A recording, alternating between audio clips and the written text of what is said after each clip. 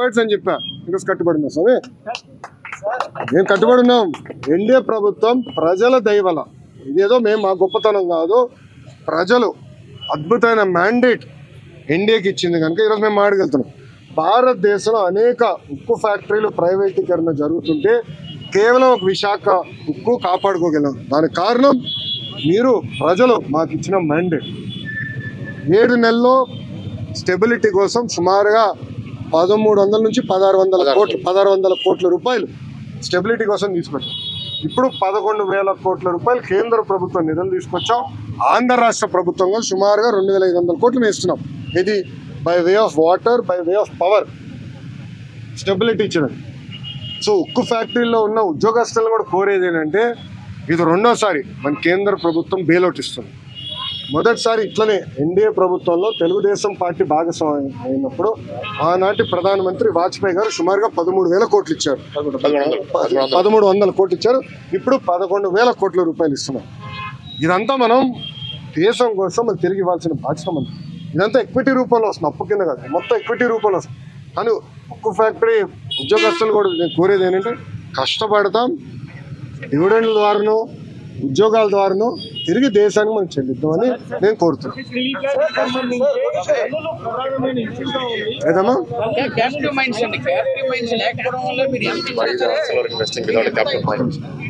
అన్న ఒక్క నిమిషం, I'm sorry, that is a wrong argument. ఈరోజు ఆర్సిలర్ మిత్తలు క్యాప్టివ్ మైన్ లేకుండా ఇన్వెస్ట్ చేస్తుంది. ఎన్ఎండిసితో టైఅప్ అయ్యి క్యాప్టివ్ మైన్ లేకుండా వాళ్ళు ఇన్వెస్ట్ చేస్తున్నారు కదా. వాళ్ళు 14 మిలియన్ మెట్రిక్ టన్ ప్లాంట్ వాళ్ళు ఇన్వెస్ట్ చేస్తున్నారు 2 దశల్లో. సో అది కావాలని ఇన్ఎఫిషియన్సీని దాంట్లో దోస్తున్నారు. మీరు ఉద్యోగస్తులు అడగండి, కొంతమంది సీఈఓలుగా వచ్చిన వల్ల ఇవన్నీ ఇబ్బందులు వచ్చినాయి. పకడ్బందీగా ఏర్పాటు చేయాలి. అది నిర్మలా సీతారామన్ గారితో కూడా చంద్రబాబు నాయుడు గారు మొన్న ఢిల్లీలో మాట్లాడారు, మీరు చూస్తారు కదా. విశాఖ ఉక్కుని సెట్ చేస్తాం, highest profit making iron steel factory చేసే బాధ్యత మేము తీసుకుంటాం.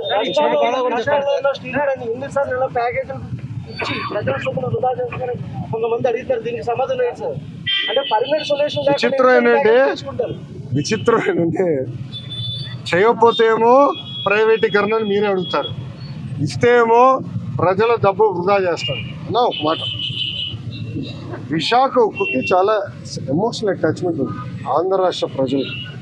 ఆనాడు విశాఖ ఉక్కు ఆంధ్రుల హక్కు అని ఎంతోమంది త్యాగాలతో విశాఖ ఉక్కు ఏర్పడింది. కొంతమంది అధికారుల ఇన్ఎఫిషియన్సీ వల్లనే, మళ్ళీ ఐఎమ్ రిపీటింగ్, కొంతమంది అధికారుల ఇన్ఎఫిషియన్సీ వల్లనే ఆ ఉక్కు ఫ్యాక్టరీ ఇలాంటి పరిస్థితికి వచ్చింది. లేదంటే it is one of the highest profit making. విశాఖకున్న టెక్నాలజీ కూడా అద్భుతమైన టెక్నాలజీ. అలా నేను హైదరాబాద్లో ఇల్లు కట్టుకున్నప్పుడు విశాఖ స్టీలే వాడా. ఇప్పుడు అమరావతిలో ఇల్లు కట్టబోతున్నా, విశాఖ స్టీలే వాడతా. ఎందుకంటే నాకు నమ్ముకుంది ఆ స్టీల్ క్వాలిటీ. కొంచెం కూర్చోండి, క్వాలిటీ పైన నాకు నమ్మకం. అంటే అంత మంచి టెక్నాలజీ ఉంది విశాఖ. కొంతమంది లీడర్షిప్ వల్ల దెబ్బతిన, అది నిర్మలా సీతారామన్ గారితో కూడా చర్చ జరిగింది. పకడ్బందీ లీడర్షిప్ని మేము తీసుకొస్తాం, దాని దారిలో పెడతాం. డివిడెండ్ ద్వారా ఉద్యోగాల ద్వారా మళ్ళీ దేశాన్ని తిరిగి మేము